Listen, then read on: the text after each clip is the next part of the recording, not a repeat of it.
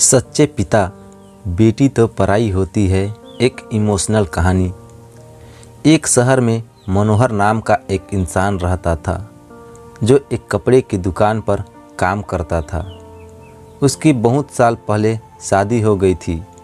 मनोहर को हमेशा से ही एक पुत्र चाहिए था। पुत्र वंश का कुलदीपक होता है, पिता का नाम रोशन करता है और बूढ़ाई का सहारा भी होता है। पर लड़की शादी करके दूसरे घर को चली जाती है। ऐसा सोच रखने वाला मनोहर पड़ोसियों को भी यही बात बताता रहता था। शादी के कुछ साल बाद उसे 2 लड़के हुए। बड़े बेटे का नाम करण और छोटे बेटे का नाम उसने किशन रखा। कुछ सालों बाद उसकी पत्नी का निधन हो गया। उसके बाद उसी ने उन दोनों बेटों का ख्याल रखा। समय बीतता गया और उसके दोनों बेटे बड़े हो गए और अब दोनों बेटे नौकरी पर लग गए थे। दोनों की शादी भी हो गई। शादी होने के बाद भी वह सभी एक साथ रहा करते थे। कुछ साल तक वे सभी एक साथ खुशी खुशी रहने लगे, लेकिन बाद में दोनों भाइयों के बीच एक दूसरे से झगड़ा होने लगे। दोनों बहुओं में छोटी छोटी बातों पर मतभेद होने लगी। यह सब देखकर मनोहर को बहुत बुरा लगता था। अब दोनों भाइयों ने अलग रहने का निर्णय लिया और वह अलग हो गए। फिर पिताजी का ख्याल कौन रखेगा, ऐसा सवाल उत्पन्न हो गया। अंत में दोनों भाइयों ने एक महीना अपने पास रखने का विचार किया। फिर मनोहर एक बेटे के साथ 1 महीने और दूसरे बेटे के साथ 1 महीना ऐसा रहने लगा। पर जैसे जैसे वक्त बीतता गया वैसे वैसे बहुओं और बेटों में मनोहर को लेकर झगड़ा होने लगा। दोनों बेटों के घर में झगड़े का कारण मनोहर है, यह बात मनोहर को अच्छे से समझ में आ गई थी। अब मनोहर को सभी पुरानी बातें याद आ रही थी। उसने ज़िंदगी में कितनी बड़ी गलती की थी यह उसे अब समझ में आ रहा था। पर अब इसका क्या फ़ायदा। आखिर दोनों बेटों ने पिताजी को वृद्धाश्रम भेजने का निर्णय लिया। एक दिन दोनों ही पिताजी को वृद्धाश्रम में ले गए। वहाँ पर सभी औपचारिकता पूरी करके पिताजी को छोड़कर वह दोनों अपने अपने घर वापस चले गए। बेटे के घर जाने के बाद मनोहर बहुत रोने लगा।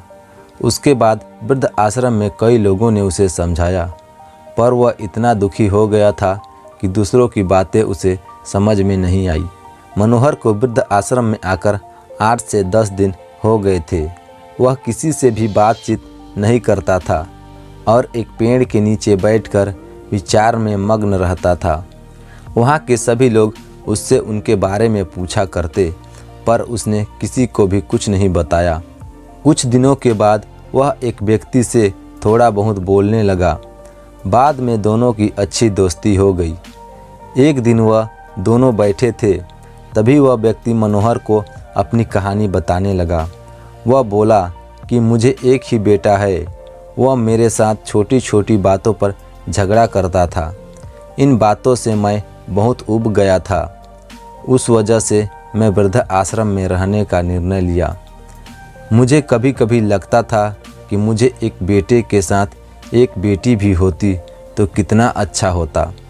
अवश्य ही आज वह मेरे बुढ़ापे की लाठी बन सकती थी। इस तरह उसका बोलना सुनकर मनोहर और ज़्यादा दुखी हो गया और वह बहुत गहरे विचारों में खो गया।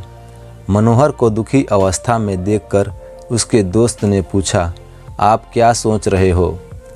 आप आपके सामने देखो। उस दिखने वाले 2 व्यक्तियों में से एक हमारे वृद्ध आश्रम के मालिक हैं। उनका नाम कैलाश सेठ है और दूसरी उनकी बेटी है। उनका नाम आराध्या है। वृद्ध आश्रम का सारा काम उनकी बेटी संभालती है। कैलाश सेठ इनको मात्र एक ही बेटी थी। बेटी माँ और पिताजी से बहुत प्यार करती है। उतना ही प्यार वह वृद्ध आश्रम के हर एक व्यक्ति से प्यार करती है। मनोहर सिर्फ उसकी तरफ देखते ही रह गया और उसका मन और भी ज़्यादा दुखी होने लगा। रात होने लगी थी। हर एक वृद्ध अपने अपने रूम में जाने लगे। मनोहर भी अपने रूम में चला जाता है। रात का खाना जल्दी खाकर सब लोग सो जाते हैं। मनोहर को उसका बीता हुआ कल याद आता है। मनोहर की शादी होने के बाद उसे पहली बेटी हुई थी। क्योंकि मनोहर को बेटी पसंद नहीं थी, उस वजह से उसे बहुत गुस्सा आया था। पति के मना करने के बाद भी गुस्से से उसने अपनी बेटी को उठाया और दूर जाकर उसे किसी नदी के किनारे छोड़ आया था। पर अब पश्चाताप करने के सिवाय कोई रास्ता भी नहीं बचा था। मनोहर को रात भर नींद नहीं आई। दूसरे दिन वृद्ध आश्रम में एक छोटा सा प्रोग्राम था। हर एक व्यक्ति जल्दी उठकर अपने अपने काम में लग जाते हैं। दोपहर को जब सब लोग हॉल में एकत्रित हुए, कैलाश सेठ और आराध्य भी आए थे। वहाँ पर प्रोग्राम चालू था। तब कैलाश सेठ का ध्यान 2-3 बार मनोहर की तरफ गया। मनोहर उसको बहुत उदास नज़र आया। उनको लगता है कि शायद उसकी तबीयत अच्छी नहीं होगी। प्रोग्राम ख़त्म होने के बाद वह मनोहर से बात करने के लिए उनके पास जाते हैं और मनोहर को दुखी होने का कारण पूछते हैं। तभी मनोहर बहुत रोने लगता है और थोड़ी देर बाद वह अपनी पूरी कहानी उनको बताता है कि मुझे भी पहले एक बेटी हुई थी, पर मुझे बेटी नहीं चाहिए थी, इसलिए मैं गुस्से में आकर उसे कहीं दूर छोड़ कर आया। आज जब मैंने आपको आपकी बेटी के पास देखा तो तभी मुझे समझ आया कि बेटी बाप से कितना प्यार करती है। मेरी बेटी भी मेरे साथ होती तो मुझे यहाँ वृद्ध आश्रम में रहना नहीं पड़ता। मेरे दोनों बेटों ने मुझे दुख के सिवा कुछ भी नहीं दिया। मुझे ऐसे किए हुए पापों की सज़ा भुगतना पड़ रहा है। मनोहर की सब बातें सुनकर कैलाश सेठ के मन को बहुत दुख हुआ। दुखी होकर वह मनोहर को बोलते हैं कि यह मेरी बेटी नहीं है, मुझे यह नदी किनारे मिली थी। मैं उसे घर ले आया और बहुत लाड़ प्यार से बड़ा किया। मैं और मेरी पत्नी उससे बहुत प्यार करते हैं और वह हम दोनों से भी उतना ही प्यार करती है।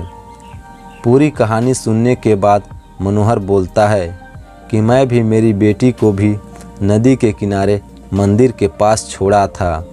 यह सुनकर कैलाश सेठ को थोड़ा गुस्सा आया और वो वहाँ से निकलने ही वाले थे। तभी उसी वक्त वह मनोहर से एक सवाल कर बैठे कि आप आपकी बेटी का बर्थ मार्क वगैरह बता सकते हो क्या? मनोहर ने तुरंत जवाब दिया, हाँ बता सकता हूँ। उसके बाएं हाथ पर और पैर पर एक अंगुली ज़्यादा थी। यह जवाब सुनकर कैलाश सेठ को विश्वास हो गया कि आराध्या उसी की बेटी ही है। यह सब सुनकर कैलाश सेठ वहाँ से चला जाता है। सेठ के चले जाने के बाद आराध्या वहाँ पहुँचती है और वह मनोहर को बोलती है कि मैंने आप दोनों की पूरी बात सुन ली है। आपने मेरे बारे में जो भी कहा वह सुनकर मेरा मन बहुत दुखी है। एक पिता खुद की बेटी के बारे में ऐसा निर्णय ले सकता है, यह सुनकर मुझे बहुत बुरा लगा।